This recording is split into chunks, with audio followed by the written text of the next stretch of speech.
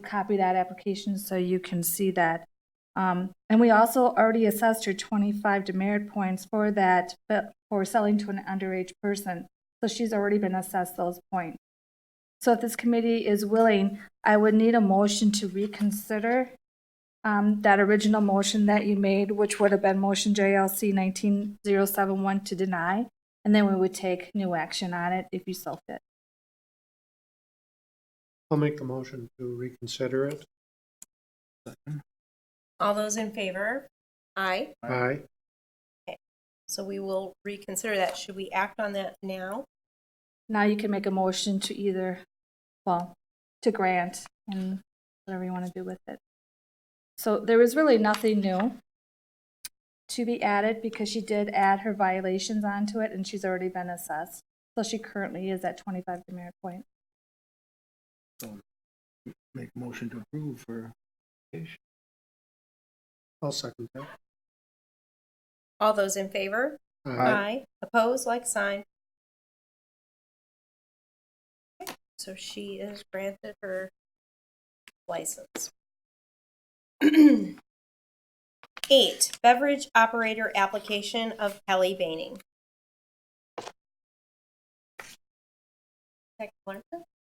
Lieutenant Larson. Lieutenant Larson?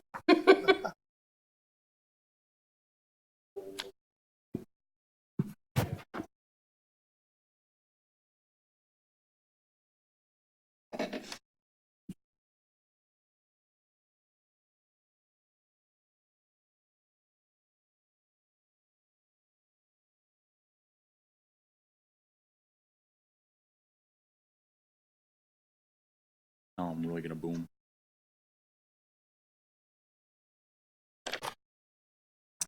Okay.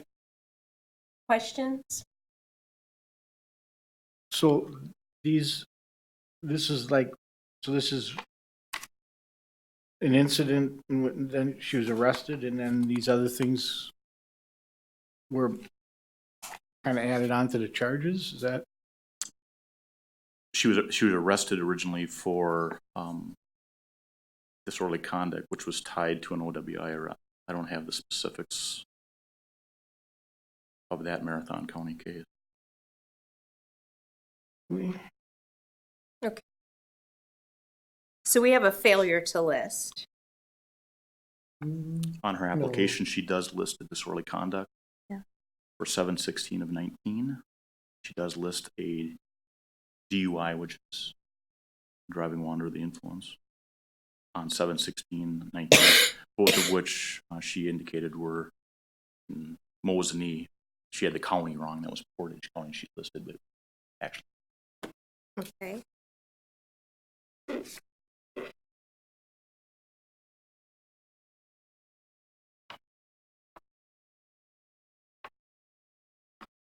Any questions? Any other questions? We don't have a record. It's on the back. That's her application. Mhm.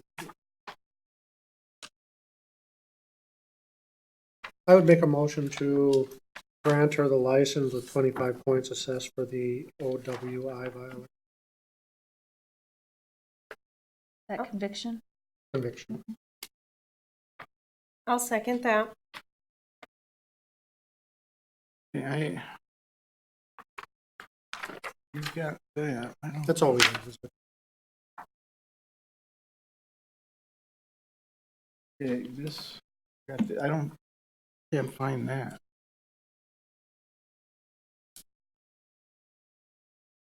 I don't have it either. Steve, you want to look at that, Steve? Yeah. Is that Kelly? No, that's not her. Yeah. We didn't get a contact sheet with that one. Because here it's it from is. Okay. Marathon County, not from Marshfield. Okay, so I guess we have offenses that are in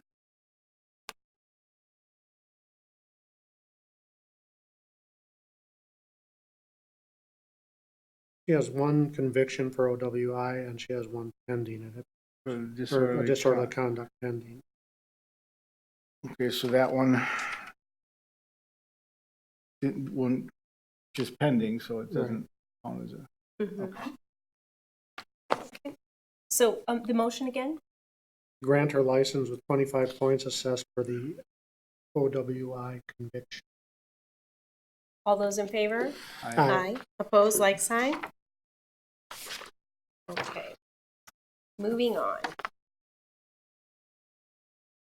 Number 9, beverage operator application of Kyle Skog. My understanding is that was pulled. Right. We did not get a memo on this one from the police department. I did pull it because I noticed he did have a second DUI. His first one we can't go back on. I double checked on that one. That was March 15, 2014, according to the police department. The chief had the information on this one, but he's not able to be. But it's a July 6, 2018 DUI. I was just bringing it to your attention. and what are these other notations down here on the, Well, he put it up under felonies, but it's actually not a felony. It should have been listed under cited, ticketed, arrested okay, so violations. it's just one notation, just, Right, he put it okay. in the wrong area, so that's why the arrow was pointing down. Make a motion to grant the license with 25 points assessed for the OWI conviction. Second? All those in favor? Aye. Aye. Opposed, like sign. 10, beverage operator application of Suzanne Strohaker. Ms. Strobecker completed the application. It does appear as though she lists 2 disorderly conduct arrests. The dates that she referenced, however, are not accurate. They are actually November 26th, where she defaulted on January 9th, 2019. The second date would have been March 12th, 2019, where she defaulted on that charge as well on April 24th. She has 2 disorderly conduct citations issued by our agency within the last 5 months, or within 5 months of each other, excuse me. And she also failed to list her retail theft citation. The recommendation was that the license be denied at this time.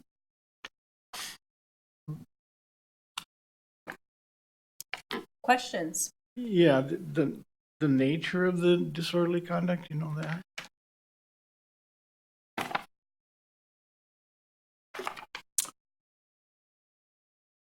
The first incident which occurred in the city of Marshfield was on Monday, October 26, 2018, at about 8:49 p.m. We responded to a disturbance at a local restaurant where the applicant had initiated a verbal argument with a employee there, where she was attempting to escalate and to try to involve herself in a physical altercation with the employee. Okay. It does not appear as though alcohol was involved. And the other one? The next incident occurred on Tuesday, March 12th, 2019, at approximately 8:15 p.m. We responded to the Walmart in the city of Marshfield after receiving a report of a disturbance in the loss prevention department where the applicant had been detained with 2 other co-defendants for a card skimming. So it's essentially where you go to the self-pay and you try to self-pay, but you avoid the scanner. It's a retail theft. The applicant became confrontational with loss prevention staff. We were notified. That situation did de-escalate. However, she did acknowledge that she had become disruptive, and she was cited for her second disorderly conduct. I do not see a reference in the narrative that would suggest that there was alcohol involved in that. Okay, this is, I mean, does it have to necessarily be alcohol related? I mean, this would be, You would have.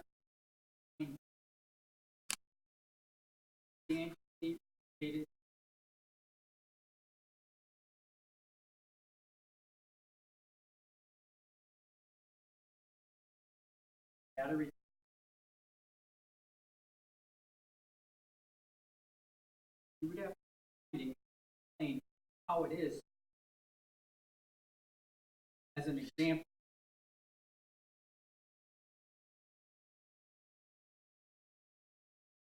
This is what I got yelled at. Okay. All right. So as an example, if somebody was employed and was embezzling money from their employer by keeping cash that was made payments to the business, you could, in theory, find that that's very similar to what's going to be happening in a tavern setting where this person is going to be taking cash payments at the bar and they are going to be in a position to essentially operate and commit a very similar crime because it substantially relates to what they're going to be doing in the context of this particular activity. It's an easy one if you have a conviction for dealing in alcohol or a conviction that would indicate they have an alcohol problem. It becomes more difficult when you start dealing with other types of violations. okay, but if she gets a license, then she can be at a bar running the place, right? Can be in charge, and we have 2 incidences of commercial situations where she hasn't been able to control herself. I don't know. This I guess I'm not willing to make that connection No. that it has something substantially to do with being a bartender. I mean, she's made poor choices, obviously. I don't think that it necessarily related to serving alcohol.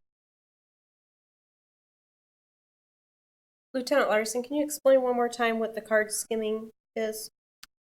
So when you go to the self-checkout lane, if you've ever been to one of those big box stores, to avoid the cashier, you can go and you can scan your UPC codes. Mm-hmm. So it's not necessarily an uncommon practice for people that are trying to avoid payment to simply circumvent that scanning process and to simulate the purchase without rendering payment.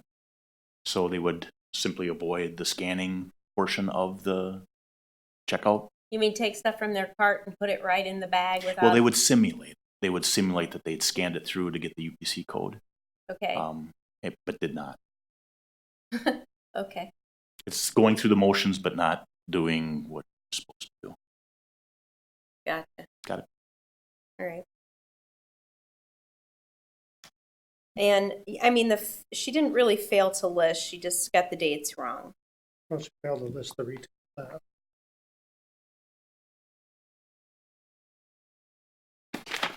Okay. So she does have a failure to list of a retail theft. Is that correct? Yeah.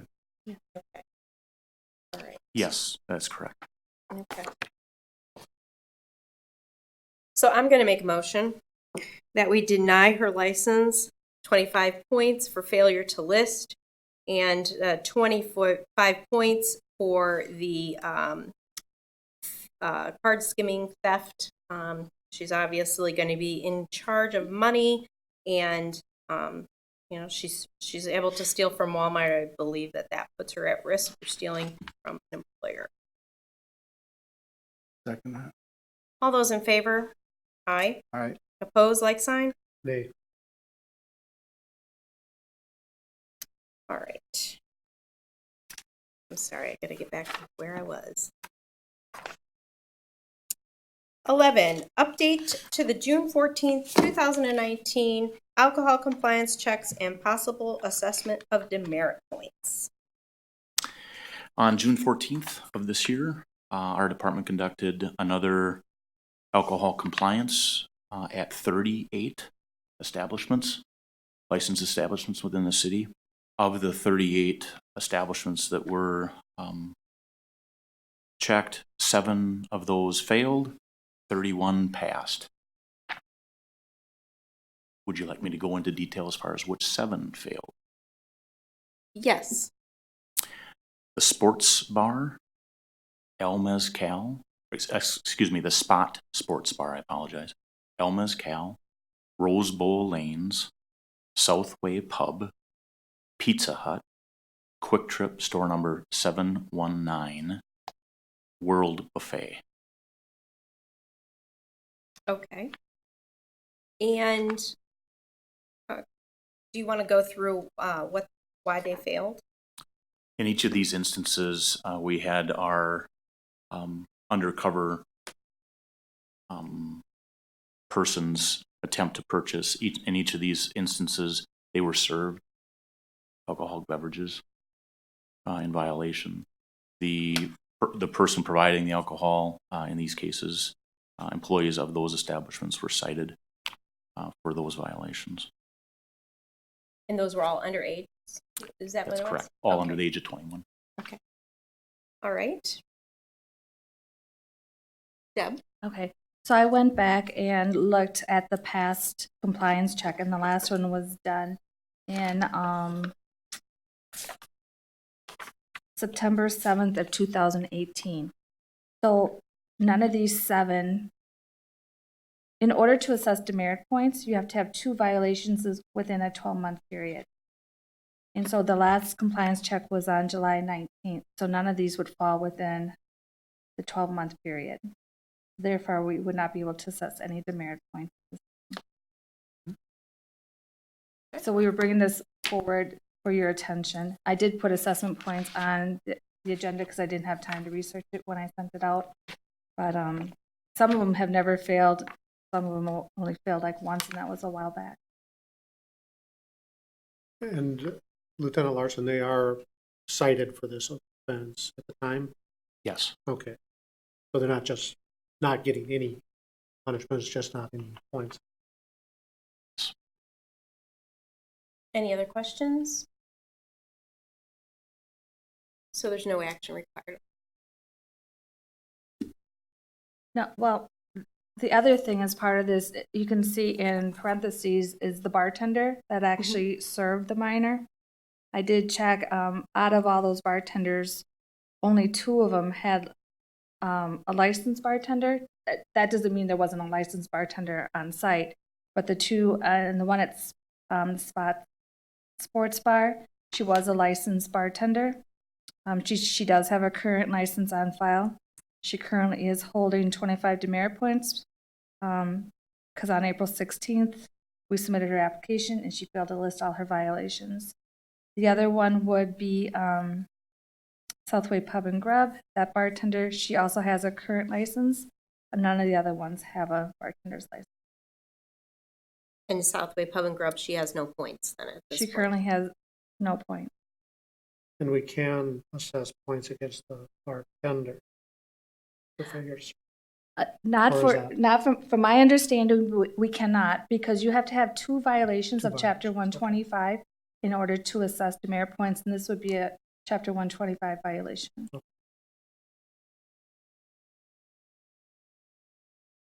if anything comes up again, we'll notify. Anything else? Any other question? Nope. All right.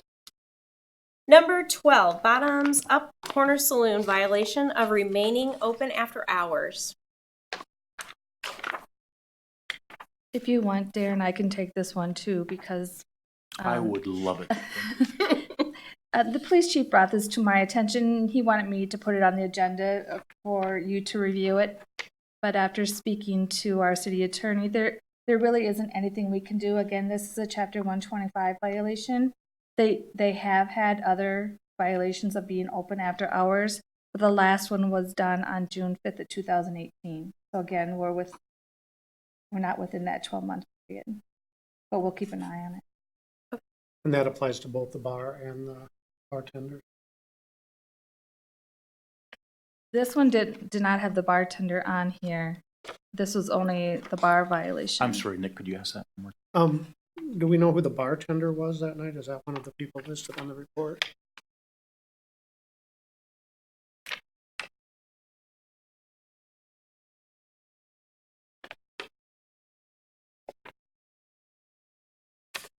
I'm sorry, Nick, I don't think I have that information. I didn't see it either.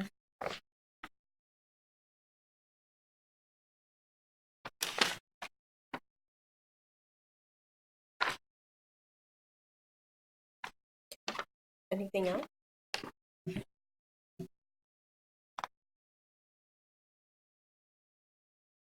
Do see names? All right, it doesn't appear that she was. All right, so there's, for information only, I guess, right? So hopefully we'll do compliance checks closer than a year apart so that if they're repeating these violations, we can actually do something about it. Okay. 13, reconsideration hearing of Cherie Chittister. Is that you? Okay, do you want to come a little bit closer? You don't have to stand here or anything, but closer would be better.